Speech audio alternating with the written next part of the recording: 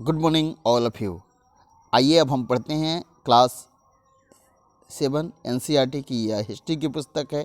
यह अध्याय 10 है। हम लोगों ने पिछली क्लासों में एनसीईआरटी 7 के हिस्ट्री, जिस पुस्तक का नाम है हमारे अतीत भाग 2 के चैप्टर 9 तक पढ़ा था, और आज जो है एनसीईआरटी हिस्ट्री क्लास 7 अध्याय 10 जो है आज हम पढ़ेंगे। अब देखें कि इस चैप्टर का क्या नाम है। पहले ये समझें कि इस चैप्टर का नाम क्या है, और मुझे विश्वास है कि आप लोगों की पिछली क्लास से समझ में आ गई होगी। देखें, इस चैप्टर का नाम है 18वीं शताब्दी में नए राजनीतिक गठन। क्या नाम है? 18वीं शताब्दी में नए राजनीतिक गठन। यदि आप मानचित्र 1 और 2 को ध्यानपूर्वक देखोगे तो आपको पता चलेगा कि 18वीं शताब्दी के पूर्वार्ध के दौरान उपमहाद्वीप के कुछ विशेष रूप से उल्लेखनीय घटनाएं घटी। क्लियर हुआ? गौर कीजिए कि कई स्वतंत्र राज्यों के उदय से मुगल साम्राज्य की सीमाएं किस तरह से बदली, और आप यह भी देखेंगे कि 1765 तक एक अन्य शक्ति यानी ब्रिटिश सत्ता ने पूर्वी भारत के बड़े हिस्सों को सफलतापूर्वक हड़प लिया था। ये मानचित्र देखें। ये मुगल साम्राज्य की बाह्य सीमाएं हैं। ठीक है, ये जो डॉट डॉट आप देख रहे हैं, ये मुगल साम्राज्य की बाह्य सीमाओं को बतला रहा है। समझ में आ गया? अब देखें, ये लाहौर मुगल साम्राज्य में था, सिख, पानीपत, दिल्ली, जयपुर, जोधपुर, गुजरात, भरतपुर, अवध, लखनऊ, आगरा, ग्वालियर, मालवा, भोपाल, बड़ौदा, पूना, हैदराबाद, मुर्शिदाबाद, ये सब क्षेत्र हैं। ये पूरा जो ये वाला क्षेत्र देख रहे हैं, ये हैदराबाद का क्षेत्र है, ये बड़ौदा का क्षेत्र है, ये मालवा का क्षेत्र है। ठीक है, ये अवध का क्षेत्र है, ये ग्वालियर है। अब देखें, अब आगे चलते हैं।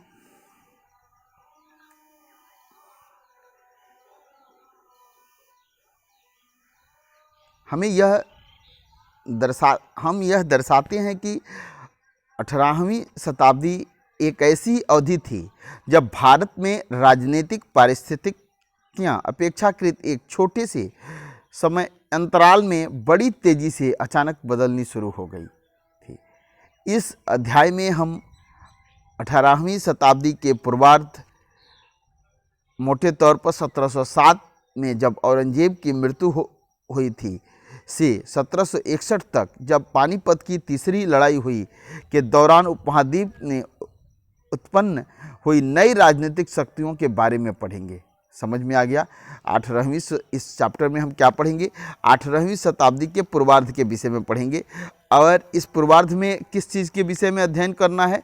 तो इसमें हमें जो अध्ययन करना है वह है औरंगजेब की मृत्यु। आप जानते ही हैं कि 1707 में हो गई, तो औरंगजेब की मृत्यु के बाद से 1761 ईस्वी में पानीपत के तृतीय युद्ध तक की घटनाओं के विषय में हम इस अध्याय में पढ़ने जा रहे हैं। बिल्कुल, अब आगे आते हैं। मुगल साम्राज्य और परवर्ती मुगलों के लिए स्थिति। अब देखेंगे कि मुगल साम्राज्य और परवर्ती मुगलों के लिए संकट की स्थिति कैसे उत्पन्न हुई। अध्याय 4 में आपने देखा था कि मुगल साम्राज्य अपनी सफलता की ऊंचाई किस प्रकार ऊंचाई पर किस प्रकार पहुंचा था, और फिर 17वीं शताब्दी के अंतिम वर्षों में उसके सामने तरह तरह के संकट किस प्रकार खड़े होने लगे थे।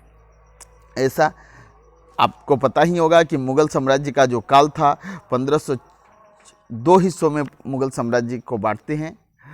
एक ताकतवर मुगल शासकों का दौर या शक्तिशाली मुगल शासकों का दौर, दूसरे को कहते हैं कमजोर मुगल शासकों का दौर, या उत्तरोत्तर मुगल शासकों का दौर, तो ये ताकतवर मुगल शासकों का दौर 1526 से लेकर जो है आपको कब तक रहा, तो 1707 तक, बाबर से लेकर औरंगजेब तक। 1707 के बाद जो भी अंग्रेज मुगल शासक हुए वो काफ़ी कमज़ोर होने लगे और वो उन पूर्व के मुगल शासकों की तरह न ताकतवर थे न राज्य साम्राज्य विस्तार कर सकते थे। तो उन्हीं के विषय में हम इसमें पढ़ेंगे।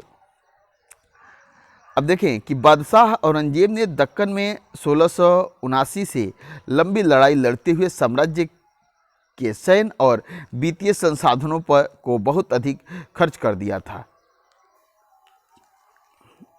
अब देखेंगे कि औरंगजेब के उत्तराधिकारियों के शासनकाल में साम्राज्य के प्रशासन की कार्य कुशलता समाप्त होने लगी।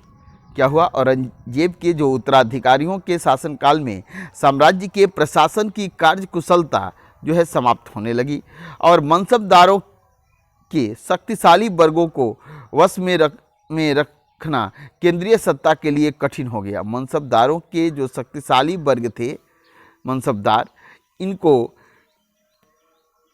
वश में रखना केंद्रीय सत्ता के लिए काफ़ी कठिन हो गया। सूबेदार के रूप में नियुक्त अभिजात अक्सर राजस्व और सैन्य प्रशासन, राजस्व यानी दीवानी और फौजदारी दोनों कार्यालयों पर नियंत्रण रखते थे।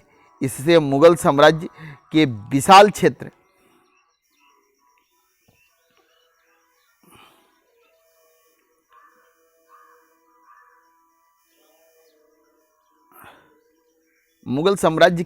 क्षेत्र पर उन्हें विस्तृत राजनीतिक, आर्थिक और सैन्य शक्तियां मिल गई। जैसे जैसे सूबेदारों ने प्रांतों पर अपना नियंत्रण सुदृढ़ किया, राजधानी में पहुंचने वाले राजस्व की मात्रा में कमी आती गई। ये बात आप समझ गए हैं।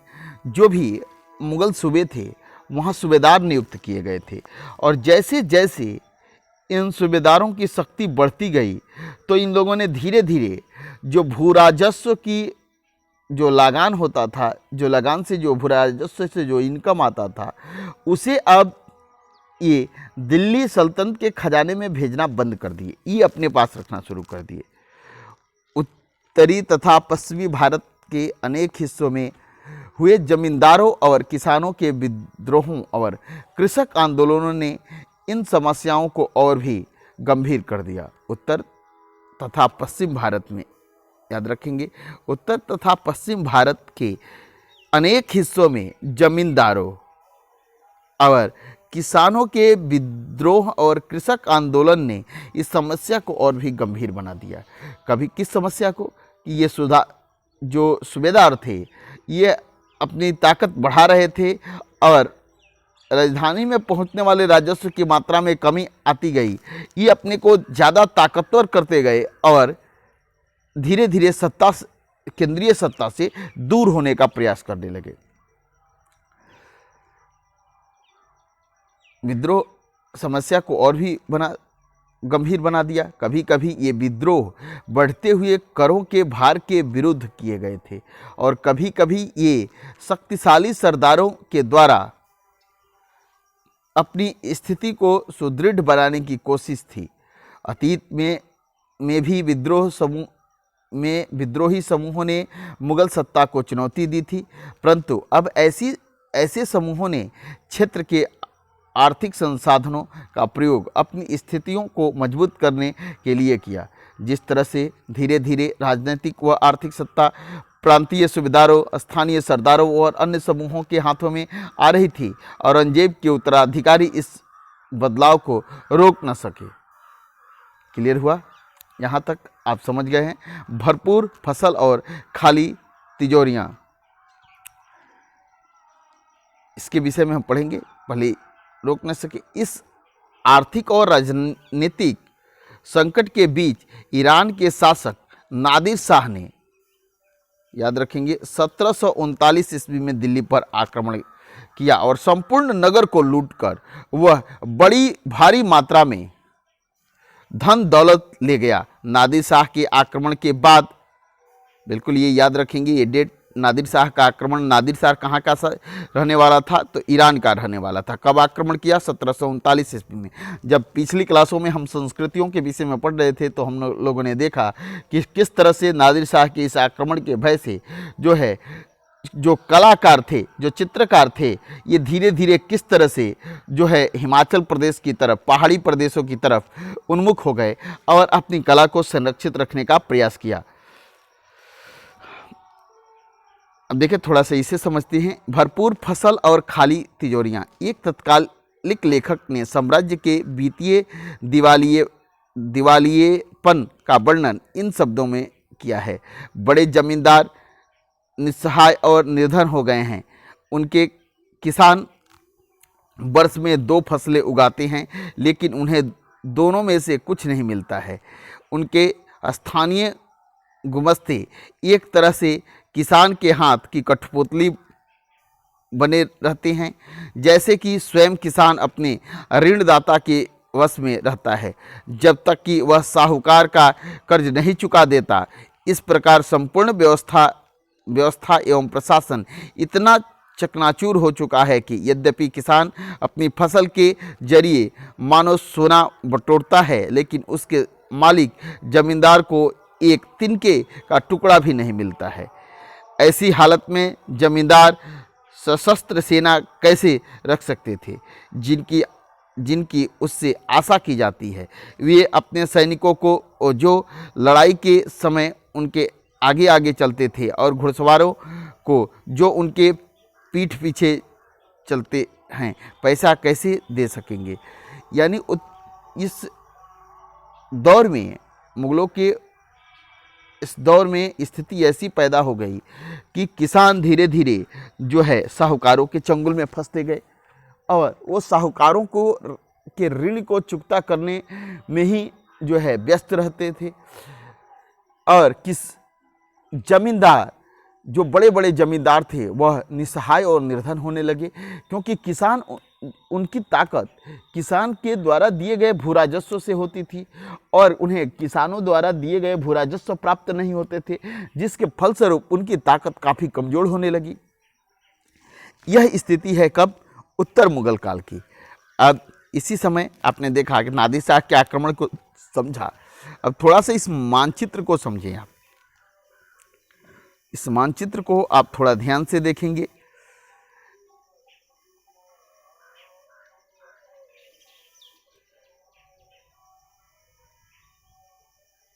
देखें कि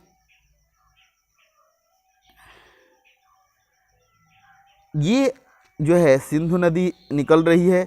ये कैलाश, आप जान ही रहे हैं कि कैलाश से निकलती है यह। और कैलाश पर्वत से कई सारी, जैसे ये कैलाश पर्वतमाला है और यहाँ से ब्रह्मपुत्र ये नदी है, ये सिंधु नदी है और ये सतलज नदी है। ये 3 नदियाँ यहाँ से निकलती हैं। अब सिंधु नदी अब ये देखें, ये इधर सिख क्षेत्र है, ठीक है। यह सतलज नदी है, ये लाहौर का क्षेत्र है, ये दिल्ली है, यह आगरा है, ये राजपूताना का क्षेत्र है। कल राजपूताना के विषय में हम लोगों ने पढ़ा था।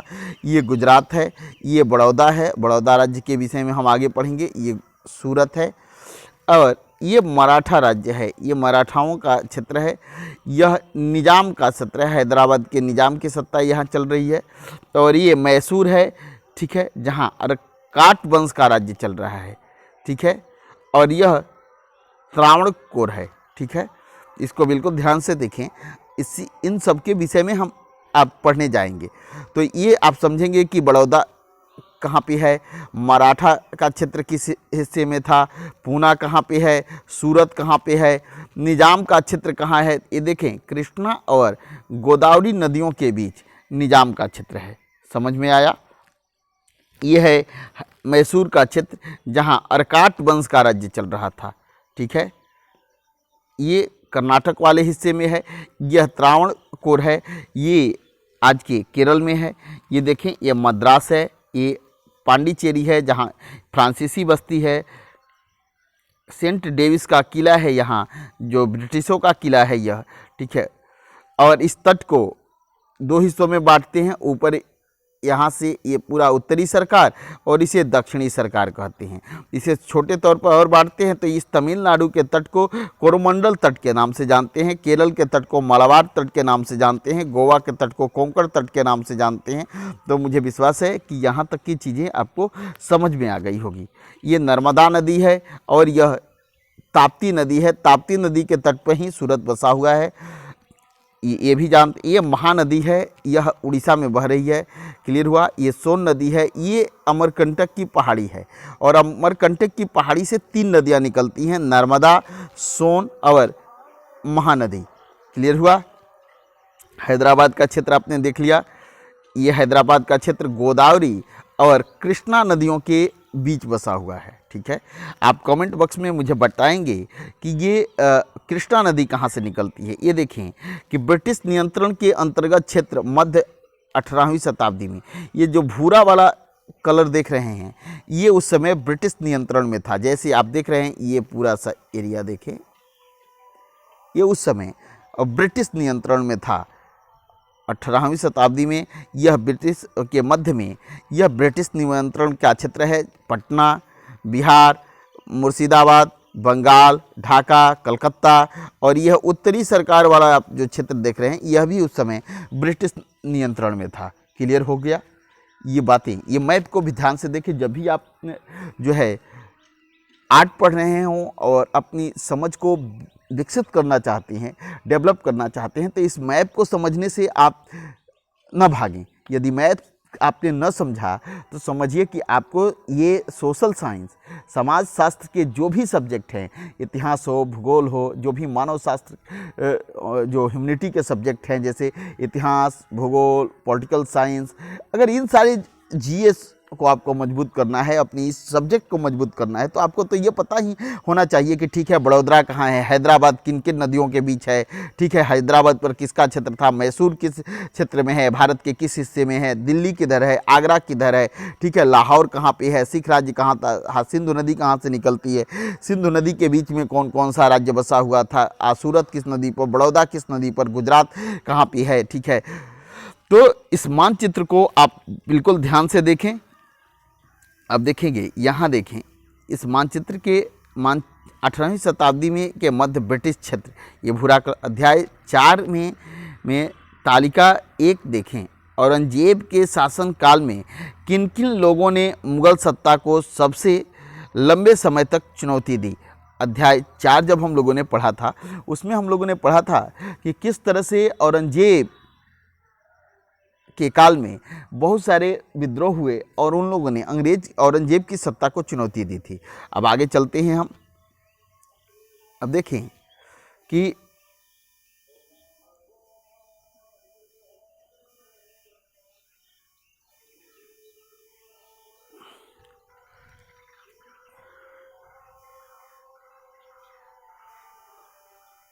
अफगान शासक अहमद शाह अब्दाली के आक्रमण का तांता लगा रहा। उसने तो 1748 से लेकर 1761 के बीच 5 बार उत्तरी भारत पर आक्रमण किए। बिल्कुल ये याद रखेंगे। नादिर शाह ने कब आक्रमण किया था? 1739 ईस्वी में। और जिस समय, अब आप कमेंट बॉक्स में मुझे कमेंट करके बतलाएंगे कि जिस समय भारत पर नादिर शाह के आक्रमण हो रहे थे उस समय जो भारत का मुगल सम्राट था वह कौन था? ये कमेंट बॉक्स में इसका आंसर जरूर दें कि जिस समय भारत पर नादिर शाह के आक्रमण हो रहे थे, कब हो रहे थे? 1739 ईस्वी में। उस समय उत्तर मुगल शासक कौन था? दूसरा प्रश्न अब आपसे होगा कि अफगान शासक अहमद शाह अब्दाली के आक्रमण का तांता लगा रहा भारत पर कब से कब तक? 1748 से लेकर 1761 ईस्वी तक। यह 5 बार भारत पर आक्रमण करता है। तो आप ये बताएंगे कि भारत पर जिस समय अहमद शाह अब्दाली ने आक्रमण करना शुरू किया उस समय से लेकर 1761 ईस्वी तक किस किस शासकों का शासक था, या किसी एक ही मुगल शासक का दौर था? 1761 ईस्वी में यह पानीपत का युद्ध लड़ेगा, और यह पानीपत का युद्ध किससे लड़ेगा यह ध्यान दें। नादिर शाह का दिल्ली पर आक्रमण ये थोड़ा सा समझिए। आप जान ही रहे हैं कि नादिर शाह कहाँ का रहने वाला था, ये बातें याद रखनी है। यह ईरान का रहने वाला है। कहाँ का रहने वाला है? नादिर शाह ईरान का रहने वाला है और 1739 ईस्वी में यह दिल्ली पर आक्रमण किया है। नादिर शाह के आक्रमण के परिणाम स्वरूप दिल्ली में जो विध्वंस हुए उसका वर्णन समकालीन प्रेक्षकों ने किया था। इनमें से एक ने मुगल कोष से जिस तरह धन लूटा गया था उसका वर्णन इस तरह से किया।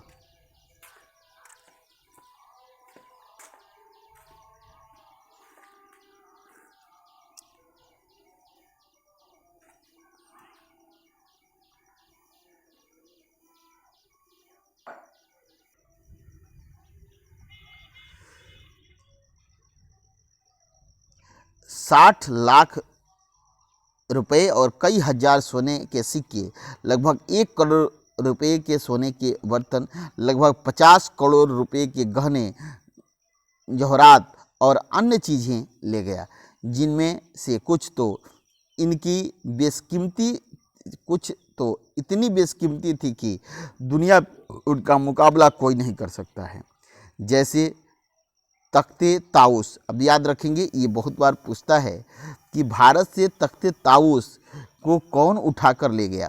तो तख्ते ताऊस को यानी मयूर सिंहासन, तख्ते ताऊस यानी मयूर सिंहासन को उठाकर कौन ले गया था?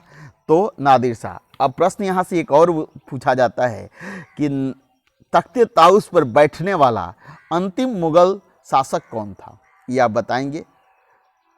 दोनों प्रश्नों के उत्तर एक ही होंगे कि नादिर शाह जिस समय आक्रमण किया है उस समय भारत का बादशाह कौन है और तख्ते ताऊस पर जब बैठने वाला अंतिम बादशाह कौन है। एक अन्य वृत्तांत में दिल्ली पर आक्रमण के प्रभाव का वर्णन मिलता है। जो कभी मालिक थे अब बड़ी दर्दनाक हालत में आ गए। जिन्हें कभी भरपूर आदर इज्जत दी जाती थी, उन्हें अब प्यास बुझाने के लिए पानी नहीं मिलता। अलग थलग पड़े लोगों को उनके कोनों से खींचकर बाहर निकाल दिया गया। दौलतमंद को भिखारी बना दिया गया। जो शौकीन लोग कभी कभी तरह तरह के सुंदर कपड़े पहनकर पोशाकों का नया नया फैशन चलाते थे, अब नंगे घूमने लगे। और जिनके पास जमीन जायदाद की कोई कमी नहीं थी, वे अब बेघर हो गए। नया शहर शाहजहानाबाद अब मलबे का ढेर बन गया। नादिर शाह ने तब शहर के पुराने मोहल्लों पर हमला बोला और वहाँ की सारी दुनिया को तबाह कर डाला। बात समझ गए? नादिर शाह के इस भयंकर आक्रमण से क्या क्या प्रभाव पड़े थे, किस तरह से लोगों का जीवन अस्त व्यस्त कर दिया इस आक्रमण ने। अब आगे पढ़ें।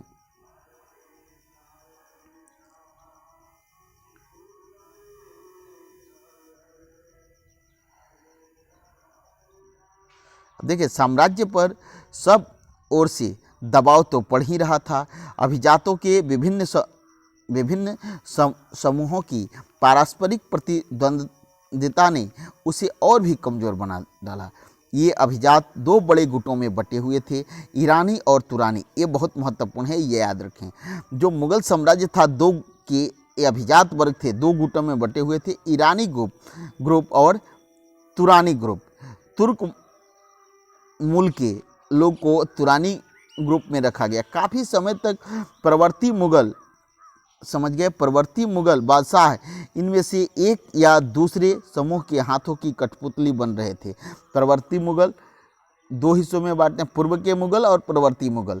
पूर्व के मुगल ने 1526 से 1707 तक के शासक हैं और 1707 से लेकर 1857 तक के शासक प्रवर्ती मुगल शासक कहलाते हैं। क्लियर हुआ?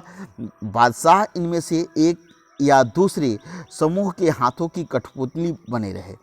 बेहद अपमानजनक स्थिति तब पैदा हो गई जब 2 मुगल बादशाहों फर्रुख सियर का टाइम पीरियड याद रखेंगे, 1713 से लेकर 1719 तक, और आलमगीर द्वितीय 1754 से लेकर 1759 ईस्वी की हत्या हो गई। और और दो अन्य बादशाहों अहमद शाह और अहमद शाह का टाइम पीरियड क्या है? 1748 से लेकर 1754। याद रखेंगे। अब एक प्रश्न आपसे था मेरा कि ये बताएंगे कि अहमद शाह अब्दाली जो अफ़गान था, इसने किसके शासन में आक्रमण करना शुरू किया था? तो अब तो ये प्रश्न मिल गया। सबसे पहले वह आक्रमण कब किया था? 1748 में। 1748 से 1761 तक अहमद शाह अब्दाली ने 5 बार आक्रमण किए थे। तो सब पहली बार जब आक्रमण किया था तो दिल्ली का बादशाह कौन था उस समय? अहमद शाह अब्दाली। कि आक्रमण के समय दिल्ली का बादशाह अहमद शाह था। क्लियर हो गया। और शाह आलम द्वितीय को उनकी अभिजात ने अंधा कर दिया। अब देखें, शाह आलम द्वितीय और अहमद शाह अब्दाली को अभिजातों ने अंधा कर दिया। ये देखिए बहुत महत्वपूर्ण प्रश्न है। नए राज्यों का उदय। अब देखिए नए राज्यों का उदय कैसे होता है कि मुगल सम्राटों की सत्ता के पतन के साथ साथ बड़े प्रांतों के सूबेदारों और बड़े जमींदारों ने उपमहाद्वीप के विभिन्न भागों में अपनी शक्ति और प्रबल बना लिया। शक्ति को और प्रबल बना लिया। 18वीं शताब्दी के दौरान मुगल साम्राज्य धीरे धीरे कई स्वतंत्र क्षेत्रीय राज्यों में बिखर गया। 18वीं शताब्दी के दौरान यानी पूर्ववर्ती मुगल शासकों के काल में मुगल साम्राज्य कई सारे छोटे छोटे राज्यों में बिखर गया। मोटे तौर पर 18वीं शताब्दी के राज्यों को 3 पारंपरिक समूहों में बांटते हैं। 18वीं शताब्दी के जो ये राज्य थे इन्हें 3 समूहों में बांटते हैं। एक पहला अवध, बंगाल और हैदराबाद। अवध, बंगाल और हैदराबाद जैसे राज्य जो पहले मुगल प्रांत थे। हालांकि इन राज्यों के शासक अति शक्तिशाली थे और काफ़ी हद तक स्वतंत्र थे। उन्होंने मुगल बादशाह और औपचारिक तौर पर अपने संबंध नहीं तोड़े। दूसरे ऐसे राज्य जो मुगलों के पुराने शासनकाल में वतन जागीर के रूप में काफ़ी स्वतंत्र थे। अब देखें, एक तो ये थे अवध, बंगाल और हैदराबाद। इस जैसे जो ये राज्य मुगल प्रांत थे, हालांकि ये काफ़ी शक्तिशाली थे, इसके शासक काफ़ी शक्तिशाली थे, लेकिन इन्होंने मुगल सत्ता से अपना संबंध नहीं तोड़ा। दूसरे ऐसे राज्य हैं जो कभी वतन जागीर कहलाते थे। वतन जागीर के विषय में मैंने बताया था। वतन जागीर वह है कि जैसे पिछली क्लासों में जब हम पढ़ रहे थे तो हम लोगों ने वतन जागीर को समझा था कि वतन जागीर किसे कहते थे। तो एक बार हम पुनः इसे समझते हैं कि मनसबदारी व्यवस्था जिसे अकबर ने शुरू की, तो मनसबदारी व्यवस्था के तहत अकबर ने जो कई सारे क्षेत्रों को जीता और वहाँ के जो शासक थे, अब उस जीते हुए क्षेत्र को उन्हें दे दिया और ऐसी जागीरें वतन जागीर कहलाई। क्या कहलाई? वतन जागीर। क्लियर हुआ? जैसे मान लीजिए कि आप किसी राज्य के शासक हैं, आपके राज्य को अकबर ने जीत लिया है। सपोज करें अकबर आपके राज्य को जीत लेता है और कहता है कि आप हमारी अधीनता को स्वीकार कर लें और यह इस समय समय पर इस क्षेत्र से कुछ भू राजस्व, कुछ उपहार हमें देते रहिएगा और इस पर हमारा डायरेक्ट शासन नहीं होगा। यहाँ की जनता पर शासन आप ही का चलेगा। शासन प्रशासन में को संभालने का दायित्व आप ही का होगा और केवल मुझे इस क्षेत्र से कुछ भू राजस्व के रूप में दीजिएगा। इस तरह के क्षेत्र को क्या कहते थे? वतन जागीर कहते थे। क्लियर हो गया? तीसरी श्रेणी में मराठों, सिखों और जाटों के राज्य आते हैं। तो 3 श्रेणी के राज्य आप समझ गए। पहली श्रेणी में अवध, बंगाल और हैदराबाद के राज्य थे, जो जहाँ के शासक काफ़ी शक्तिशाली थे, लेकिन इन्होंने मुगल सत्ता से अपना संबंध नहीं तोड़ा था। दूसरे हिस्से में वैसे शासक थे जिन्हें वतन जागीर दी गई थी। इनमें कई राजपूत प्रदेश भी शामिल थे। तीसरी श्रेणी में जो था वो मराठे, सिख और जाटों का राज्य आता है। विभिन्न आकार के थे और इन्होंने कड़े और लंबे सशस्त्र संघर्ष के बाद मुगलों से स्वतंत्रता छीन ली थी। क्लियर हुआ। अब आगे चलें। पुराने मुगल प्रांत, हम यहां देखेंगे कि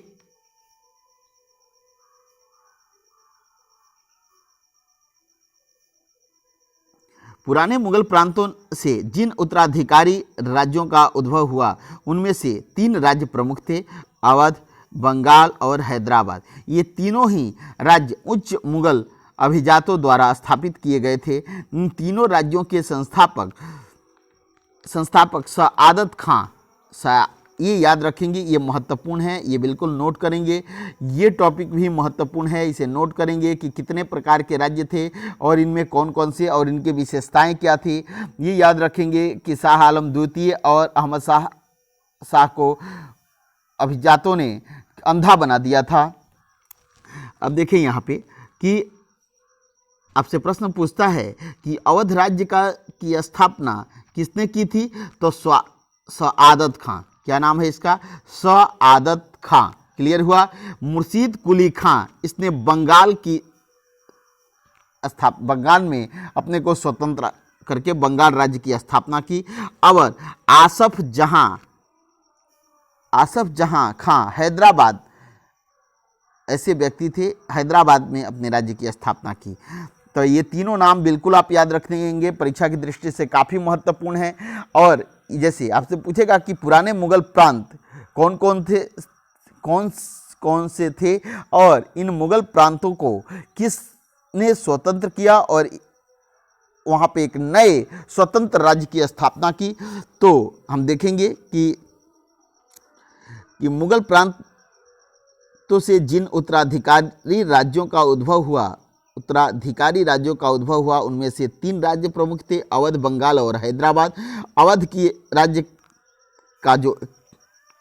का संस्थापक है, यह है सआदत खां।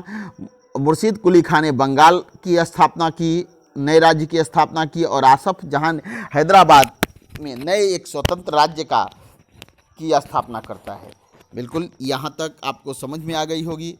मुझे विश्वास है कि आप पूरी तरह से ये बातें समझ गए होंगे। अब देखें कि ऐसे व्यक्ति थे जिनका मुगल दरबार में ऊंचा स्थान था। मुगल बादशाहों को उन पर भरोसा और विश्वास था। आसफ जहां और मुर्शीद कुली खान दोनों को 7-7 हजार जात का दर्जा प्राप्त था। क्लियर है, दर्जा मिला हुआ था, जबकि सआदत खां की जात का दर्जा 6000 का था। सआदत खां ये अवध की राज्य की स्थापना करते हैं। मुर्शीद कुली खां को 7000 जात का दर्जा प्राप्त है। ये मुर्शीद कुली खां बंगाल के का करते हैं। आसफ जहां, इनको भी 7000 मनसब जात मिला हुआ है और ये हैदराबाद राज्य के संस्थापक हैं। क्लियर हो गया। अब आगे चलते हैं। अब यहाँ हम हैदराबाद के विषय में समझेंगे। हैदराबाद, निजाम उल मुल्क आसफ जहां, अब देखें 1724 से 1748 जिसने हैदराबाद राज्य की स्थापना की। अब देखें कि जो आसफ जहां थे, आसफ जहां ने निजाम उल मुल्क की उपाधि के साथ, ये निजाम उल मुल्क क्या है? आसफ जहां की उपाधि है। आसफ जहां, ये नाम बिल्कुल याद रखें। आपसे पूछता है हैदराबाद की स्थापना किसने की, तो आसफ जहां ने। लेकिन इसने जब स्वतंत्र राज्य की स्थापना की तो एक उपाधि धारण किया, निजाम उल मुल्क आसफ जहां ने 1724, ये डेट भी आप याद रखेंगे, किस वर्ष किया हैदराबाद की स्थापना? 1724। और ये कब तक रहा? 1748 ईस्वी तक। क्लियर है। अब देखें, जिस समय यह स्वतंत्र होकर हैदराबाद राज्य की स्थापना करता है, उसी समय, इसी के काल में 1739 ईस्वी में जो है भारत पर नादिर शाह का आक्रमण होता है और दिल्ली को नादिर शाह तहस नहस कर देता है।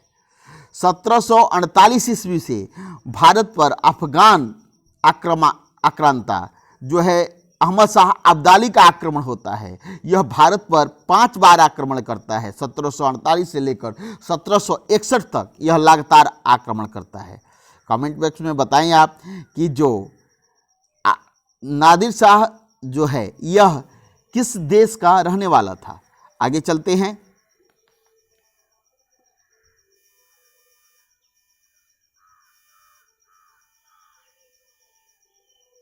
देखिए, शक्तिशाली सदस्य था कौन, तो निजाम उल मुल्क आसफ जहां। उसने सर्वप्रथम अवध की सूबेदारी सौंपी गई थी। सबसे पहले आसफ जहां को अवध की सूबेदारी सौंपी गई थी, क्लियर है, और बाद में उसे दक्कन का कार्यभार दे दिया गया। क्लियर है, सबसे पहले आसफ जहां को जो है अवध की सूबेदारी सौंपी गई थी, फिर उसे बाद में क्या किया गया, तो इसे दक्कन का कार्यभार दे दिया गया। 1720-22 के मध्य ही दक्कन प्रांतों का सूबेदार होने की वजह से आसफ जहां के पास पहले से ही राजनीतिक और वित्तीय प्रशासन का पूरा नियंत्रण था।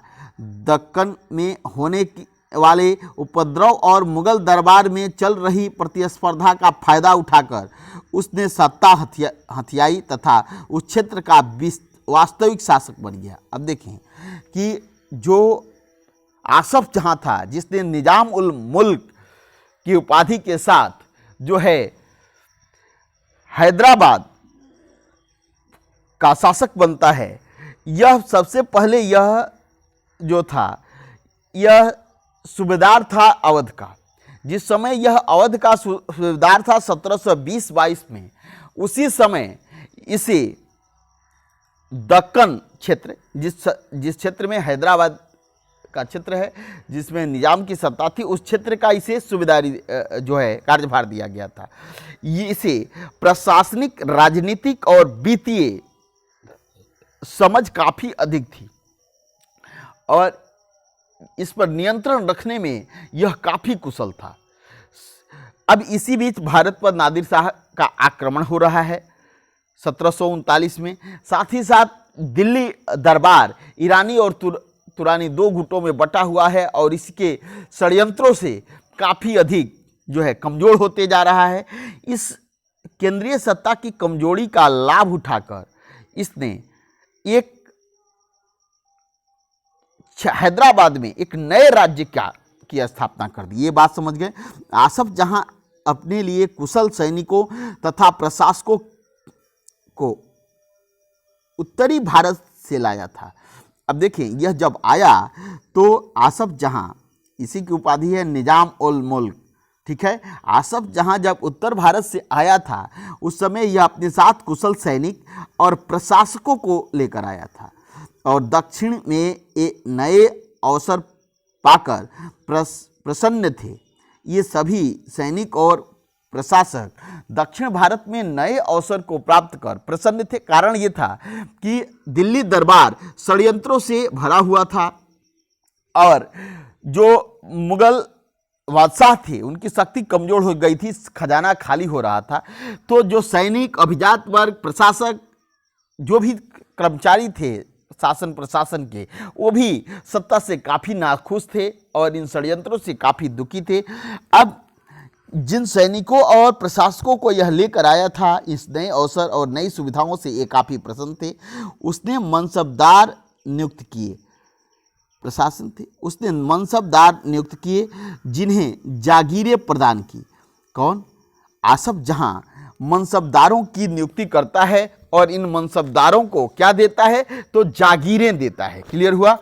और आसफ जहां मनसबदार नियुक्त करता है और इन मनसबदारों को जागीरें देता है। क्लियर हुआ।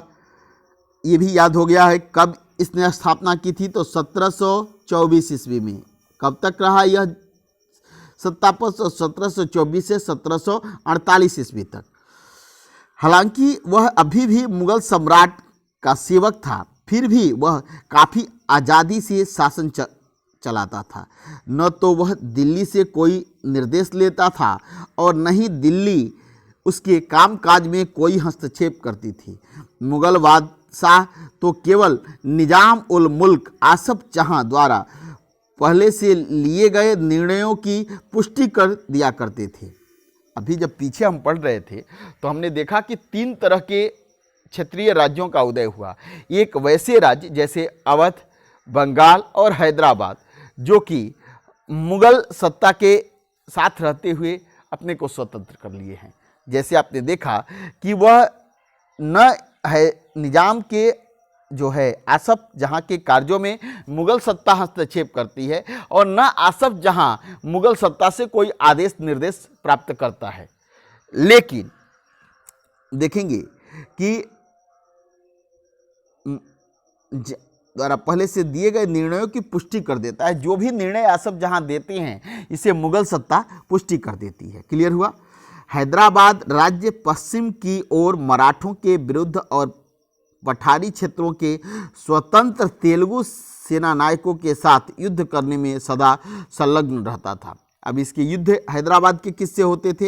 हैदराबाद के पश्चिम में जो है मराठा राज्य था, और पठारी क्षेत्रों में स्वतंत्र तेलुगु सेनानायकों से इनका युद्ध चलते रहता था। पूर्व दिशा में निजाम उल मुल्क आसफ जहां कोरोमंडल तट पर स्थित वस्त्रोत्पादक धन संपन्न क्षेत्र पर अपना नियंत्रण प्राप्त कर लिया। अब देखिए, आसफ जहां ने कोरोमंडल तट, तमिलनाडु के तट को क्या कहते हैं? कोरोमंडल तट। क्लियर, ये आपको बताया। भारत के पश्चिमी तट को 2 हिस्सों में बांटते हैं। एक को उत्तरी हिस्से को उत्तरी सरकार और दक्षिणी हिस्से को जो है दक्षिणी सरकार कहते हैं। लेकिन फिर इसको थोड़े छोटे पार्टों में करते हैं। जब तमिलनाडु के तट को दक्षिणी सरकार तो कहते ही हैं, साथ साथ इसका एक और नाम है कोरोमंडल तट। क्लियर हुआ। आप जब इसके पहले हम मानचित्र 2 देख रहे थे तो हमने आपको बताया था कि मालाबार तट, केरल वाले तट को मालाबार तट कहते हैं, गोवा के तट को कोंकण तट कहते हैं, कर्नाटक के तट को मंगलुरु तट कहते हैं, और तमिलनाडु के तट को कोरोमंडल तट कहते हैं। बिल्कुल समझ में आ गई होगी। तो कोरोमंडल तट उस समय वस्त्र उत्पादन के लिए काफी महत्वपूर्ण था। काफी धन संपन्न क्षेत्र हुआ करता था कोरोमंडल तट। तो कोरोमंडल तट पर आसफ जहां, इसकी उपाधि क्या है? निजाम उल मुल्क आसफ जहां ने अधिकार कर लिया। इसका संघर्ष किससे चल रहा है? मराठों से। और किससे चल रहा है? तो तेलुगु क्षेत्र के कुछ सेनानायक हैं जो अपने को स्वतंत्र कर लिए हैं, इनसे इसका युद्ध चल रहा है। समझ में आ गया। पर उन देखिए कि नियंत्रण धन संपन्न क्षेत्र पर नियंत्रण प्राप्त करने की महत्वाकांक्षा रखता था, पर उसकी इस महत्वाकांक्षा पर उस क्षेत्र में ब्रिटिश शक्ति की उपस्थिति के कारण रोक लग गई। अब यह नियंत्रण करने का प्रयास करता रहा, कुछ नियंत्रण भी किया, लेकिन इसी के काल में ब्रिटिश सत्ता ने कोरोमंडल तट पर अधिकार कर लिया, जिसके फलस्वरूप इसकी यह महत्वाकांक्षा, किसकी? निजाम उल मुल्क आसफ जहां की यह महत्वाकांक्षा ही रह गई। निजाम की फौज हैदराबाद के निजाम के निजी सैनिकों का एक वर्णन 1790। निजाम के पास 400 हाथियों की सवारी है। उसके पास कई हजार घुड़सवार रहते हैं। इन अत्यंत कुशल और अति सुंदर सजे हुए सवारों का सांकेतिक वेतन 100 रुपया से ज़्यादा है। क्लियर हुआ। अब आगे चलते हैं, अवध के विषय में पढ़ेंगे। अवध के विषय में आप बहुत कुछ जानते ही हैं। अवध राज्य उन्हीं 3 राज्यों में से है का प्रथम राज्य है अवध, बंगाल और हैदराबाद। तो अवध राज्य का संस्थापक सआदत खां है। सआदत खां ने उपाधि धारण की बुरहान उल मुल्क। ये याद रखेंगे कि हैदराबाद के निजाम ने, हैदराबाद के आसफ जहां ने कौन सी उपाधि धारण की थी? तो यह निजाम उल मुल्क की उपाधि धारण करता है। और अवध का शासक जो अवध को स्वतंत्र करता है, जिसका नाम सआदत खान है, इसने उपाधि धारण की है, बुरहान उल मुल्क की उपाधि धारण की, और 1722 में अवध का सूबेदार नियुक्त हुआ। क्लियर है? 1722 तक अवध का सूबेदार कौन था? बताओ, कमेंट बॉक्स में आपको कमेंट करना है कि 1720 से 1722 तक अवध का सूबेदार कौन था।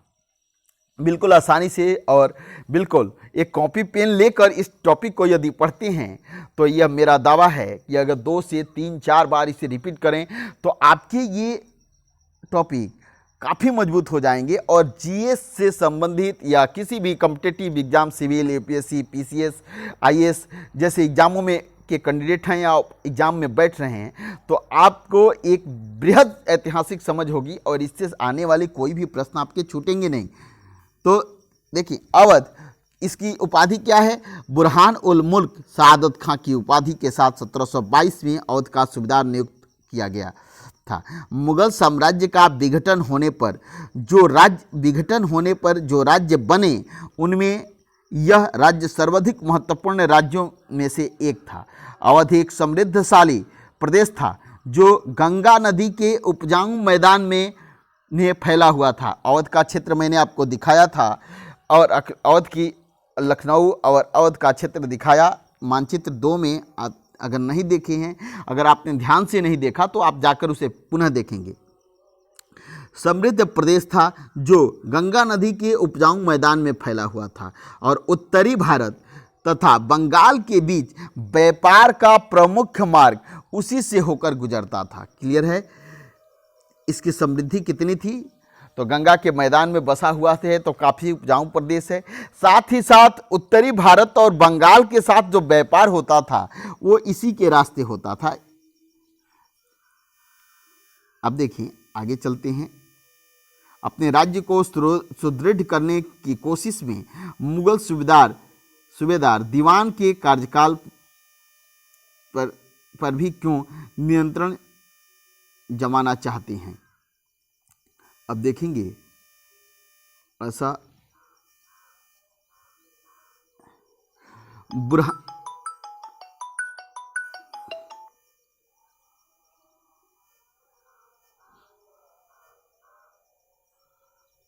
बुरहान उल मुल्क ने अवध क्षेत्र में मुगल प्रभाव को कम करने की बुरहान उल मुल्क ने अवध की सूबेदारी, दीवानी और फौजदारी एक साथ अपने हाथ में ले ली और सूबे के राजनीतिक, वित्तीय और सैनिक मामलों का एकमात्र कर्ता धर्ता बन गया। बुरहान उल मुल्क ने अवध के क्षेत्र में मुगल प्रभाव को कम करने की कोशिशों के चलते मुगलों द्वारा नियुक्त अधिकारियों, जागीरदारों की संख्या में कटौती कर दी।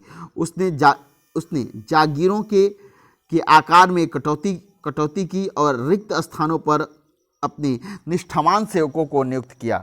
धोखाधड़ी को रोकने के लिए जागीर अधिकारियों के खेतों व लेखों की जांच की गई और नवाब के दरबार द्वारा नियुक्त अधिकारियों द्वारा सभी जिलों के राजस्व का फिर से निर्धारण किया गया। उसने अनेक राजपूत जमींदारों और रुहेलखंड के अफगानों की उपजाऊ कृषि भूमि को अपने राजस्व में मिला लिया। क्लियर हुआ? अब देखें कि राज्य ऋण प्राप्त करने के लिए स्थानीय सेठ, साहूकार और महाजनों पर निर्भर रहता था। राज्य राजस्व का ठेका सबसे ऊंचे बोली लगाने वाले इजारेदार क्या है? ठेकेदार। इजारेदार मीन्स ठेकेदार को देता था। इजारेदार राज्य को यानी ठेकेदार राज्य को एक निश्चित रकम के भुगतान का वचन देते थे। स्थानीय साहूकार राज्य को ठेके की इस रकम के भुगतान की गारंटी देते थे। दूसरी ओर इजारेदारों को कर का मूल्यांकन करने और उसे एकत्र करने की खासी छूट दी गई थी। इस परिवर्तनों के फलस्वरूप साहूकारों और महाजनों जैसे कई नए सामाजिक समूह राज्य की राजस्व प्रणाली के प्रबंध को प्रभावित करने लगे। पहले ऐसा कभी नहीं हुआ था। क्लियर हुआ? ये बातें भी समझ गए हैं। अब देखें, हम बंगाल को समझेंगे। क्लियर हुआ? मुर्शीद कुली खान के नेतृत्व में बंगाल धीरे धीरे मुगल नियंत्रण से अलग हो गया। मुर्शीद कुली खान बंगाल के नायब थे, यानी कि प्रांत के सूबेदार के प्रति नियुक्त थे। यद्यपि मुर्शीद कुली खान औपचारिक रूप से सूबेदार कभी नहीं बना, उसने बहुत जल्द सूबेदार के पद से जुड़ी हुई सत्ता अपने हाथ में ले ली। हैदराबाद और अवध के शासकों की तरह उसने, ये बुरहानुल मुल्क हैं जो अवध के नवाब का चित्र है। आप देखेंगे सआदत, बुरहानुल मुल्क सआदत खां है। अब आगे चलते हैं।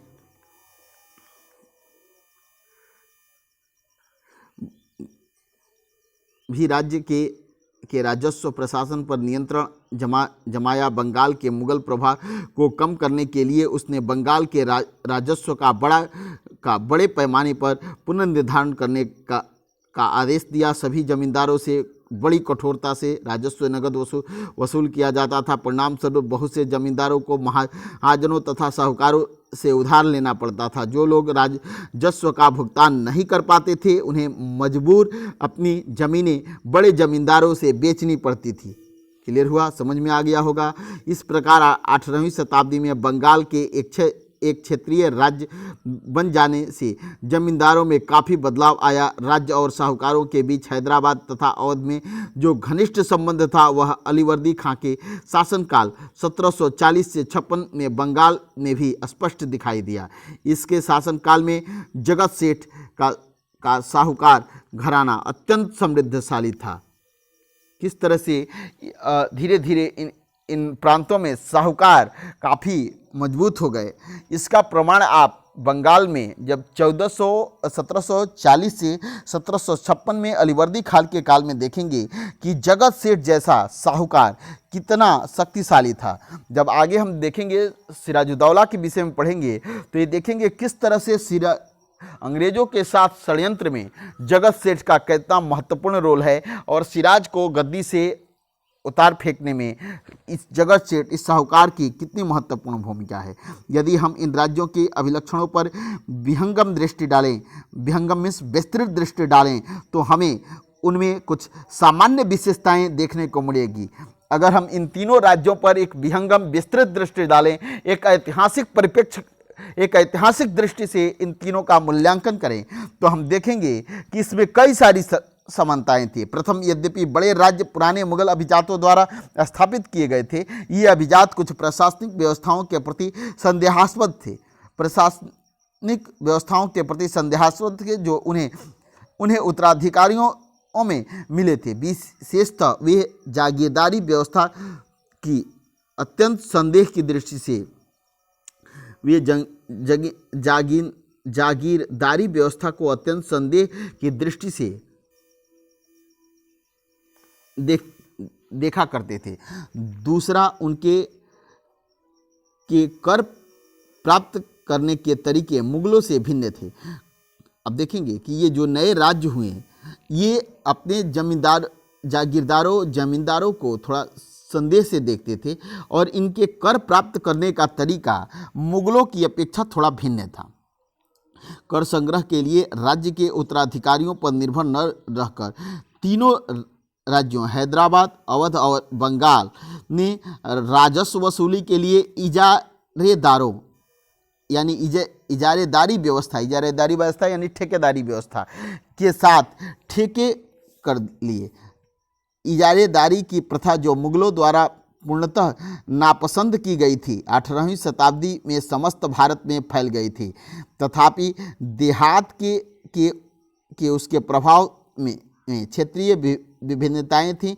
इन सभी क्षेत्रीय राज्यों में तीसरा सामान्य लक्षण यह था कि इनमें राज्य और धनी महाजनों तथा वाणिज्य जनों के बीच संबंध उभरने लगे।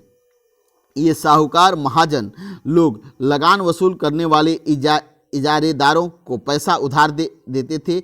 बदले में प्रतिभूति, जमानत या बंधक के रूप में जमीन रख लेते थे और उनकी जोतों से अपने खुद के कारिंदों के जरिए कर वसूल किया करते थे। इस प्रकार समस्त भारत में धनाढ़ साहूकारों और महाजनों की इस नई राजनीतिक व्यवस्था में साझेदारी बढ़ गई।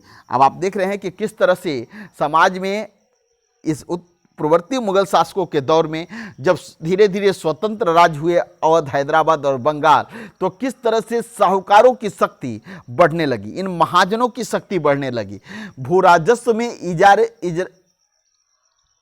इजारेदारी व्यवस्था और इजारेदारों की किस तरह से शक्ति बढ़ी और पूरी भू राजस्व व्यवस्था इजारेदारों के हाथ की कठपुतली बनने लगी। राजपूतों के वतन जागीर। अब वतन जागीर क्या है, राजपूतों के किस तरह से वतन जागीर प्राप्त होती थी, यह पढ़ेंगे। बहुत से राजपूत घराने विशेष रूप से अंबर और जोधपुर को आपने देखा था कि राजघराने मुगल व्यवस्था में विशिष्टता के साथ सेवा कर रहे थे। बदले में उन्हें अपनी वतन जागीरों पर पर्याप्त स्वतंत्रता का आनंद लेने की अनुमति मिली हुई थी। अब 18वीं शताब्दी में इन शासकों ने अपने आसपास के इलाकों पर अपने नियंत्रण का विस्तार करने के लिए अपने हाथ पांव मारने शुरू किए। जोधपुर के राजा अजीत सिंह ने भी मुगल दरबार की गुटिया राजनीति का मतलब कि दो गुटों में इतना संघर्ष होते रहता था कि उस क्षेत्र में रहने वाला, उस राज दरबार में रहने वाला अपने को जो है सुरक्षित महसूस नहीं करता था। तो जोधपुर के अजीत सिंह ने भी इस गुटिये राजनीति से अपने पैर फंसा दिए। इन प्रभावशाली राजपूत घरानों ने गुजरात और मालवा के लाभदायक सूबों की सूबेदारी का दावा किया। जोधपुर के राजा अजीत सिंह को गुजरात की सूबेदारी और अंबर के सवाई राजा जय सिंह को मालवा की सूबेदारी मिल गई। बादशाह जहांदार शाह 1713 ने इन राजाओं के इन पदों का नवीकरण कर दिया। उन्होंने अपने वतनों के पास पड़ोस के शाही इलाकों के कुछ हिस्से पर कब्जा करने की भी कोशिश की। जोधपुर राजघराने ने नागौर को जीत लिया और अपने राज्य में मिला लिया। दूसरी ओर अंबर ने भी बूंदी के बड़े बड़े हिस्सों पर अपना कब्जा कर लिया। सवाई राजा जय सिंह ने जयपुर में अपनी नई राजधानी स्थापित की और उसे 1722 ईस्वी में आगरा की सूबेदारी दे दी गई। 1740 के दशक से राजस्थान में मराठों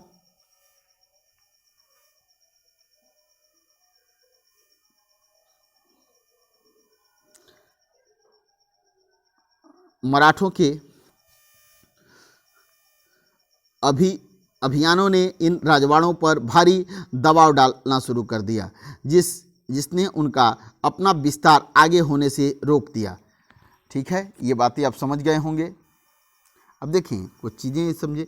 कई राजपूत सरदारों ने पहाड़ियों की चोटियों पर किले बनाए जो सत्ता के केंद्र बने। व्यापक किलेबंदी के साथ इन भव्य संरचनाओं में नगर, महलें, मंदिर, व्यापारिक केंद्र, जल संग्रह, चित्तौड़, ये देखें ये चित्तौड़ का किला है, राजस्थान में है। संरचना और अन्य इमारतें होती थी। चित्तौड़ के किले में तालाब, कुएं, बावली जैसे कई जल निकाय थे। ये समझ में आ गया होगा आपको। अब देखें जयपुर के राजा जय सिंह 1732 के एक फारसी वृत्तांत में राजा जय सिंह का वर्णन। राजा जय सिंह अपनी सत्ता की चरम सीमा पर थे। 12 वर्ष के लिए वे आगरा के सूबेदार रहे और 5 या 6 वर्ष के लिए मालवा के। उनके पास विशाल सेना, तोपखाना तथा भारी मात्रा में धन संपदा थी। उनका प्रभाव दिल्ली से लेकर नर्मदा के तट तक फैला हुआ था। ये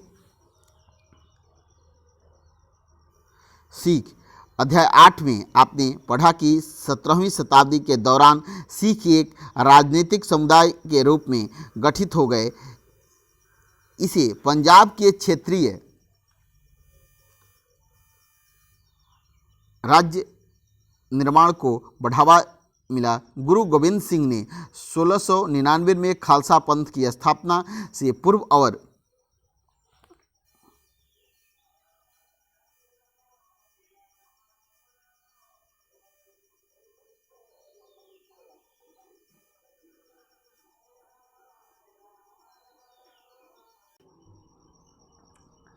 राज्य निर्माण को बढ़ावा मिला। गुरु गोविंद सिंह ने 1699 में खालसा पंथ की स्थापना से पूर्व और उसके पश्चात राजपूत व मुगल शासकों के खिलाफ कई लड़ाइयाँ लड़ी। 1708 में गुरु गोविंद सिंह की मृत्यु के बाद, याद रखेंगे गुरु गोविंद सिंह की मृत्यु कब हुई? 1708 ईस्वी में। गुरु गोविंद सिंह ने खालसा पंथ की स्थापना कब की? 1799 ईस्वी में। क्लियर हुआ? गोविंद सिंह की मृत्यु के बाद बंदा बहादुर के नेतृत्व में खालसा, गुरु गोविंद सिंह की मृत्यु जब हो गई उसके बाद बंदा बहादुर के नेतृत्व में खालसा ने मुगल सत्ता के खिलाफ विद्रोह किया। अब याद रखेंगे कि बंदा बहादुर के नेतृत्व में खालसा, जिसकी स्थापना 1699 ईस्वी में गुरु गोविंद सिंह ने की थी, इसने मुगल सत्ता के खिलाफ विद्रोह किया। उन्होंने बाबा गुरु नानक और गुरु गोविंद सिंह के नामों वाले सिक्के गढ़वाकर, ये जो बंदा बहादुर थे वो गुरु नानक और गुरु गोविंद सिंह के नाम के सिक्के ढलवाए। अपने शासन को सार्वभौम बताया और कहा कि हमारी जो सत्ता है ये सार्वभौम है। और यमुना नदी के बीच के क्षेत्र में उन्होंने अपने प्रशासन की स्थापना की, अपने राज्य की स्थापना की। कहाँ किया? यमुना नदी के बीच वाले क्षेत्र में। 1715 में बंदा बहादुर को बंदी बना लिया गया। याद रखें, कब बंदा बहादुर को कब बंदी बनाया गया? 1715 में बंदा बहादुर को बंदी बना लिया गया और उसे 1716 में मार डाला गया। अब आप कमेंट बॉक्स में इसका जवाब देंगे कि जिस समय बंदा बहादुर को बंदी बनाया गया 1715 ईस्वी में, उस समय मुगल बादशाह कौन था? क्लियर है? 18वीं शताब्दी में कई योग्य नेताओं के नेतृत्व में सिखों ने अपने आप को पहले जत्थों में और बाद में मिसलों में संगठित किया। इन जत्थों और मिसलों की संयुक्त सेना दल खालसा कहलाती थी। उन दिनों दल खालसा बैसाखी और दिवाली के पर्वों पर अमृतसर में मिलता था। दल खालसा कब मिलता था? बैसाखी और दिवाली के पर्वों पर मिलता था। इन बैठकों में वे सामूहिक निर्णय लिए जाते थे जिन्हें गुरुमत्ता, गुरु के प्रस्ताव कहा जाता था। सिखों ने राखी व्यवस्था स्थापित की, जिसके, ये राखी व्यवस्था क्या है अब समझेंगे, जिसके अंतर्गत, किसके अंतर्गत? तो राखी व्यवस्था के अंतर्गत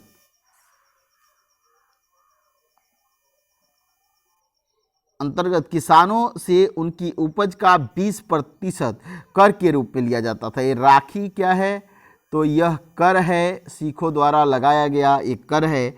इसके तहत किसानों से कर के रूप में उसके उपज का 20% लिया जाता था, रूप में लेकर बदले में उन्हें संरक्षण प्रदान किया जाता था। सिखों द्वारा राखी लिया जाता था किसानों से और बदले में उन्हें संरक्षण प्रदान किया जाता था। गुरु गोविंद सिंह ने खालसा को प्रेरित किया था कि शासन उसके भाग्य में है, राज करेगा खालसा। कहा था गुरु गोविंद सिंह ने कि खालसा के भाग्य में शासन है और खालसा राज्य करेगा।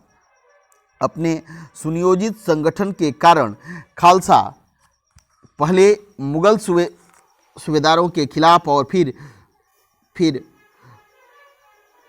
अहमद शाह अब्दाली के खिलाफ सफल विरोध प्रकट कर सका। अहमद शाह अब्दाली ने मुगलों से पंजाब का समृद्ध प्रांत और सरहिंद की सरकार को अपने कब्जे में कर लिया था। खालसा ने 1765 में अपना सिक्का गढ़कर सार्वभौम शासन की घोषणा की। यह महत्वपूर्ण है कि सिक्के पर उत्कीर्ण शब्द वही थे जो बंदा बहादुर के समय में खालसा के आदेशों में पाए जाते हैं। 18वीं शताब्दी के अंतिम भाग में सिख इलाके सिंध से यमुना तक फैले हुए थे। सिख राज्य को हम लोगों ने देखा था फैले हुए थे। यद्यपि ये विभिन्न शासकों में बटे हुए थे। इनमें से एक शासक महाराजा रणजीत सिंह थे। ठीक है, ये जो विभिन्न शासकों में बटे हुए थे, इनमें से एक शासक राजा रणजीत सिंह थे। विभिन्न सिख समूहों के में फिर से एकता कायम करके 1799 में लाहौर को अपनी राजधानी बनाई। क्लियर हुआ। 1799 में महाराजा रणजीत सिंह ने लाहौर को अपनी राजधानी बनाई। अब देखें मराठों के विषय में हम पढ़ेंगे। मराठा राज्य एक अन्य शक्तिशाली क्षेत्रीय राज्य था जो मुगल शासन का लगातार विरोध करके उत्पन्न हुआ था। शिवाजी 1627 से 1680, ये डेट बिल्कुल याद रखेंगे। 80 ने शक्तिशाली योद्धा परिवार देशमुखी की सहायता से एक स्थानीय राज्य की स्थापना की। अत्यंत गतिशील कृषक पशुचारक कुणबी मराठों की सेना के मुख्य आधार बन गए। शिवाजी ने प्रायद्वीप में मुगलों को चुनौती देने के लिए इन सैन्य बल का प्रयोग किया। शिवाजी की मृत्यु के पश्चात मराठा राज्य के प्रभावी शक्ति चित्पावन ब्राह्मणों के एक परिवार के हाथ में रही, जो शिवाजी के उत्तराधिकारियों के शासनकाल में पेशवा प्रधानमंत्री के रूप में अपनी सेवा देते रहे। पुणे मराठा राज्य की राजधानी बन गया। पुणे कहाँ है आपको दिखाया था मैप में, जब हम मानचित्र भारत का मानचित्र 2 देख रहे थे। पेशवाओं की देखरेख में मराठों ने एक अत्यंत सफल सैन्य संगठन का विकास कर लिया। उसकी सफलता का रहस्य था कि वे मुगलों के किला बंद इलाकों से टक्कर न लेते हुए उनके पास से चुपचाप निकलकर शहरों कस्बों पर हमला बोलते थे और मुगल सेना से ऐसे मैदानी इलाकों में मुठभेड़ लेते थे जहां रसद पाने और कुमक आने के रास्ते आसानी से रोके जा सकते थे। क्लियर हुआ? ये बातें समझ में आ गई होगी आपको। अब यहाँ कुछ देखते हैं। 17वीं सदी के अंत तक दक्कन में शिवाजी का रूप चित्र है। दक्कन में शिवाजी के नेतृत्व में एक शक्तिशाली राज्य के उदय की शुरुआत हुई, जिसे अंततः एक मराठा राज्य की स्थापना हुई। शिवाजी का जन्म 1630 ईस्वी में शाहजी और जीजाबाई से हुआ था। इनके पिता का नाम शाहजी और माता का नाम जीजाबाई था। अपनी माता और अभिभावक दादा कोंडदेव एवं इनके दादा जो थे एक कोंडदेव के मार्गदर्शन में शिवाजी कम उम्र में ही विजय पथ पर निकल पड़े। जावली पर कब्जे ने उन्हें मवाला पठारों का अविवादित मुखिया बना दिया। क्लियर हुआ? मुखिया बना दिया, जिसने उनके क्षेत्र विस्तार का पथ प्रशस्त किया। बीजापुर और मुगलों के खिलाफ उनके कारनामों ने उन्हें विख्यात व्यक्तित्व बना दिया। वे अपने विरोधियों के खिलाफ प्रायः गुरिल्ला युद्ध का प्रयोग करते थे। चौथ और देशमुख, ये 2 कर हैं, चौथ और देशमुख पर आधारित राजस्व संग्रह प्रणाली की सहायता से उन्होंने एक मजबूत मराठा राज्य की स्थापना की। कौन से कर वसूल करते थे? चौथ और देशमुख। अब फिर यहाँ देखें, 1720 से लेकर 1761 के बीच मराठा राज्य का काफ़ी विस्तार हुआ। उसने सनय और काफ़ी सफलतापूर्वक मुगल साम्राज्य की सत्ता को क्षति पहुंचाई। 1720 के दशक तक मालवा और गुजरात मुगलों से छीन लिया गया। 1730 के दशक तक मराठा नरेश को समस्त दक्कन प्रायद्वीप के अधिपति के रूप में मान्यता मिल गई और साथ ही इस क्षेत्र पर चौथ और सरदेशमुखी कर वसूलने का अधिकार मिल गया। ठीक है। 1737 में दिल्ली पर धावा बोलने के बाद मराठा प्रभुत्व की सीमाएं तेजी से बढ़ी। वे उत्तर में राजस्थान और पंजाब, पूर्व में बंगाल और उड़ीसा तथा दक्षिण में कर्नाटक और तमिलनाडु अब ये मराठा साम्राज्य का विस्तार देखिए 1737 ईस्वी में, तो इसका विस्तार दिल्ली पर धावा बोला, उसके बाद से इसका विस्तार जो है उत्तर में राजस्थान और पंजाब, पूरब में बंगाल, उड़ीसा और दक्षिण में कर्नाटक और तमिलनाडु प्रदेश तक फैल गया। ये बिल्कुल ध्यान से देखेंगे कि मराठा साम्राज्य 37 में कहाँ तक फैला। इस क्षेत्रों को औपचारिक रूप से मराठा साम्राज्य में सम्मिलित नहीं किया गया, मगर मराठा प्रभुसत्ता को स्वीकार करने के तरीके के रूप में उनसे भेंट की रकम ली जाने लगी। साम्राज्य के इस विस्तार से उन्हें संसाधनों का भंडार तो मिल गया, मगर उसके लिए उन्हें कीमत भी चुकानी पड़ी। मराठों के सैन्य अभियानों के कारण अन्य शासक भी उनके खिलाफ हो गए। परिणाम स्वरूप मराठों को 1761 में पानीपत का तृतीय युद्ध लड़ना पड़ा। याद रखेंगे, लड़ाई में अन्य शासकों से कोई सहायता नहीं मिली। अब देखें कि 1761 ईस्वी में पानीपत का तृतीय युद्ध होगा। पानीपत के 3 के मैदान में, पानीपत यह जो दिल्ली के पास हरियाणा में पड़ता है, पानीपत के इस मैदान में 3 युद्ध हुए जो काफ़ी प्रसिद्ध थे।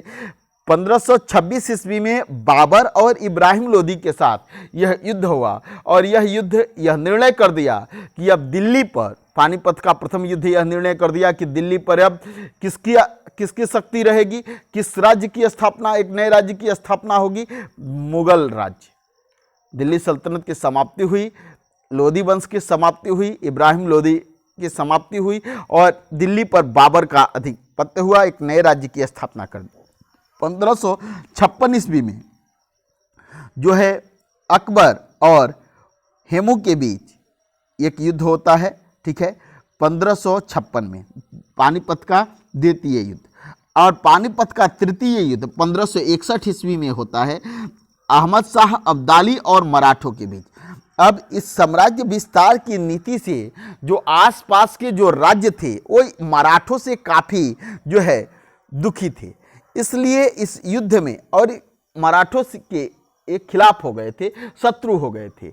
इसीलिए जब अहमद शाह अब्दाली और मराठों के बीच पानीपत का तृतीय युद्ध 1761 में होता है, उस समय कोई भी समकालीन शक्ति, समकालीन राज्य मराठों के समर्थन में खड़ा नहीं होता, किसी ने सहायता नहीं की।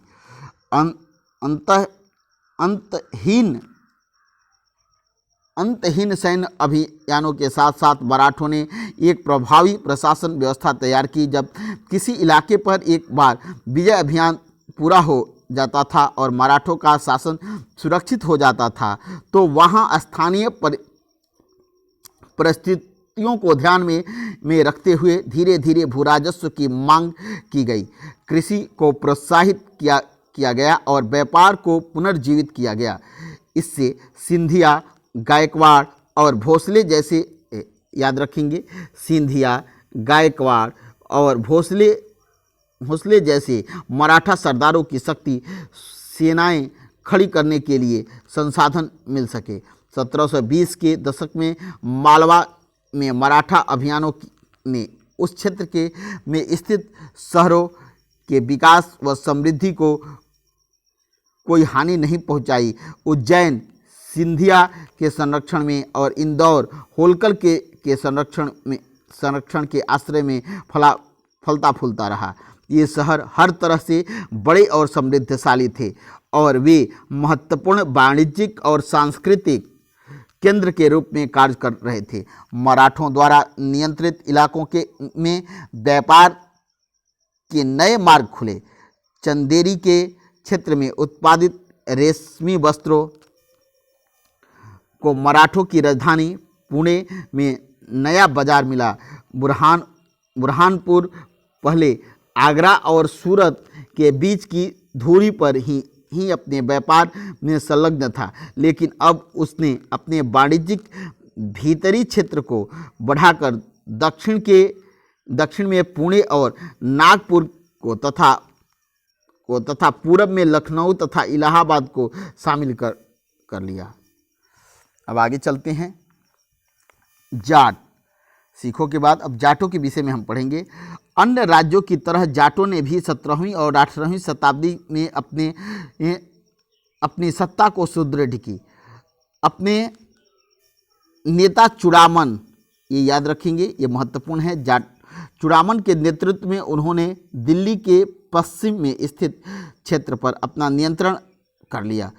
1680 के दशक तक आते आते उनका प्रभुत्व दिल्ली और आगरा के दो शहरों के बीच के क्षेत्र पर होना शुरू हो गया। यानी दिल्ली और आगरा के बीच के जो क्षेत्र थे उन क्षेत्रों पर जाटों का आधिपत्य शुरू हो गया। वस्तुतः कुछ अरसे के लिए वे आगरा शहर के अभिरक्षक ही बन गए। जाट समृद्ध कृषक थे और उनके प्रभुत्व क्षेत्र में पानीपत तथा बल्लभगढ़ जैसे शहर महत्वपूर्ण व्यापारिक केंद्र बन गए। सूरजमल के राज्य में भरतपुर शक्तिशाली राज्य के रूप में उभरा। 1739 में जब नादिर शाह ने दिल्ली पर हमला बोलकर उसे लूटा तो दिल्ली के कई प्रतिष्ठित व्यक्तियों ने भरतपुर में शरण ली। नादिर शाह के पुत्र जवाहिर शाह के पास 30,000 सैनिक थे। उसने 20,000 अन्य सैनिक मराठों से लिए, 15,000 सैनिक सिखों से लिए और इन सबके बलबूते पर वह मुगलों से लड़ा। देखें कि किस तरह से मुगल सत्ता से बाहरी आक्रांता नादिर शाह लड़ता है और इस आक्रमण में उसका सहयोग सिख कर रहे हैं। और कौन कर रहा है? मराठे कर रहे हैं। और इसके सहयोग से वह दिल्ली के बादशाह से लड़ रहा है।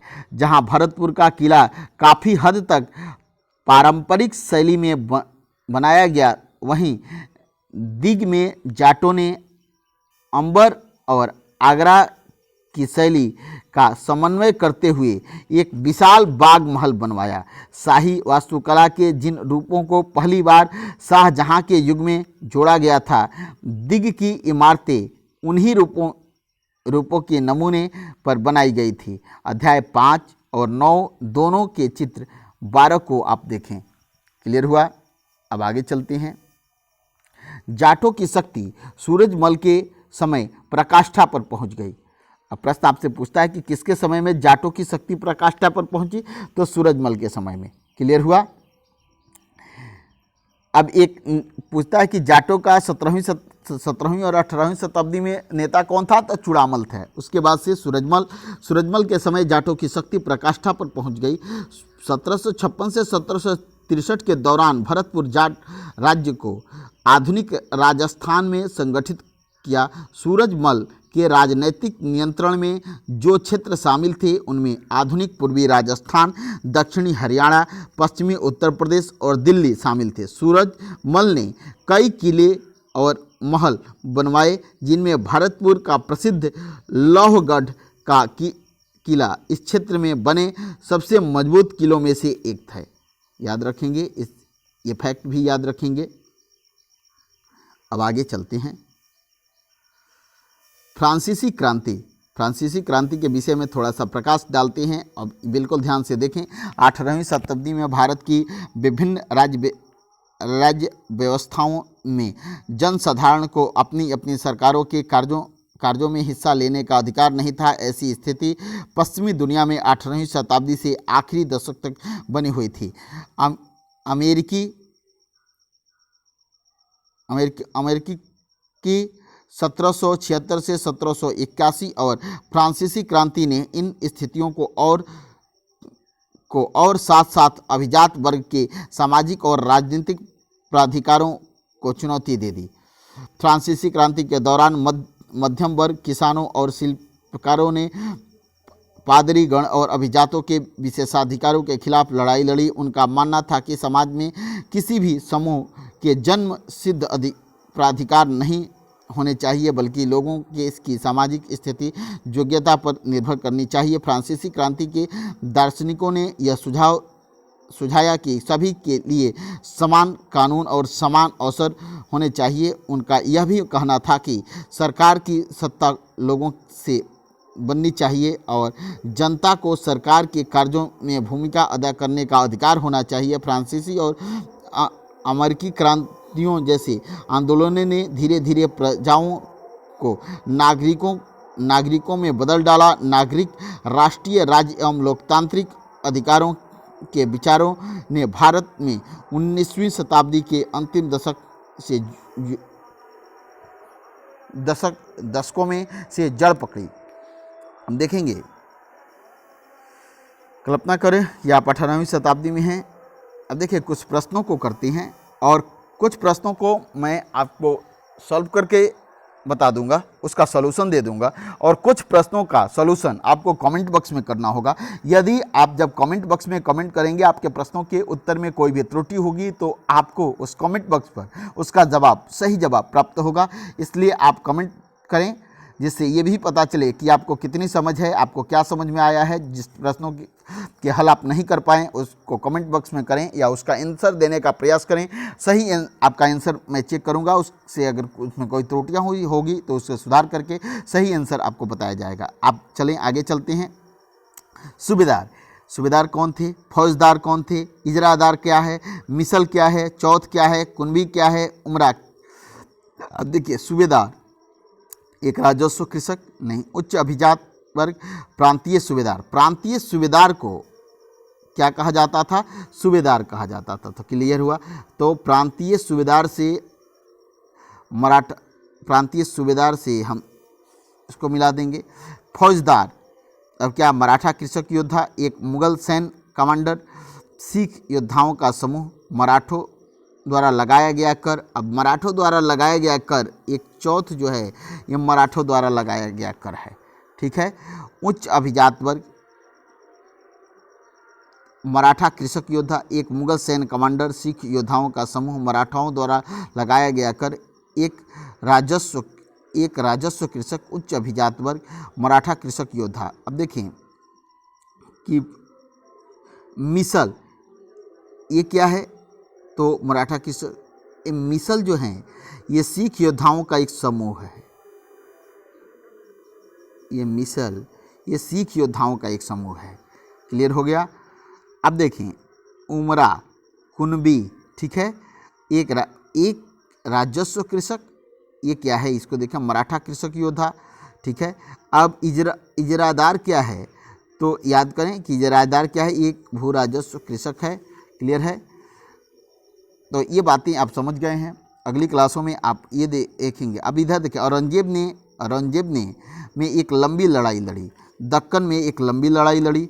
उमरा और जागीरदार मुगल के शक्तिशाली अंग थे, मुगल प्रशासन के शक्तिशाली अंग थे। आसफ जहां ने हैदराबाद राज्य की स्थापना कब की? तो हैदराबाद राज्य की स्थापना इसने 1724 ईस्वी में आसफ जहां ने किया था। अवध राज्य का संस्थापक कौन है? तो सआदत खां अवध राज्य का संस्थापक है। बताएं, सही और गलत बताएं। नादिर शाह ने बंगाल पर आक्रमण किया, गलत बात है। नादिर शाह ने दिल्ली पर आक्रमण किया। सवाई राजा जयसिंह इंदौर का शासक था, गलत बात है। यह राजस्थान का शासक था। गुरु गोविंद सिंह सिखों के 10वें गुरु थे, बिल्कुल ये सत्य है। और पुणे 18वीं शताब्दी में मराठों की राजधानी बनी, ये भी सत्य है। नादिर शाह का आक्रमण, ये गलत, ठीक है, ये गलत। आगे चलें, इस पर विचार करें। अवध और बंगाल के नवाबों ने जागीरदारी प्रथा को हटाने की कोशिश क्यों की? इस पर विवेचना करेंगे और कमेंट बॉक्स में करेंगे। 18वीं शताब्दी में सिखों को किस प्रकार संगठित किया गया? तो मिसलों में संगठित किया गया। अब देखेंगे, इस पर विचार करेंगे। मराठा शासन दक्कन के पार विस्तार क्यों करना चाहते थे? आसफ जहां ने अपनी स्थिति को मजबूत करने के लिए क्या नीतियां अपनाई? ये आप बताएंगे कि आसफ जहां ने अपनी शक्ति को मजबूत करने के लिए कौन कौन सी नीतियां अपनाई।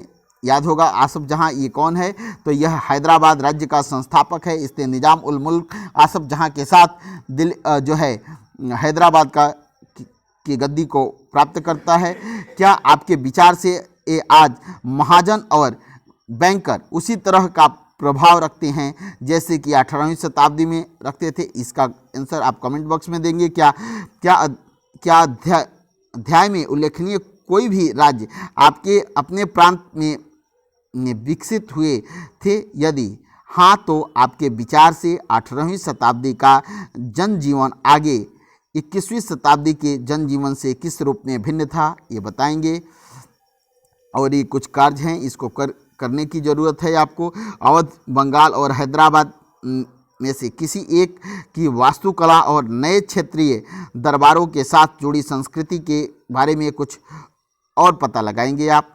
राजपूतों, जाटों, सिखों अथवा मराठों में से किसी एक समूह के शासकों के बारे में कुछ और कहानियों का पता लगाएंगे। आज हम लोगों ने क्लास 7 NCERT हिस्ट्री के ये 10 अध्याय को पढ़ा। अगली क्लासों में हम NCERT 8 क्लास की हिस्ट्री की पुस्तक को पढ़ना शुरू करेंगे। That's all. Thank you. धन्यवाद।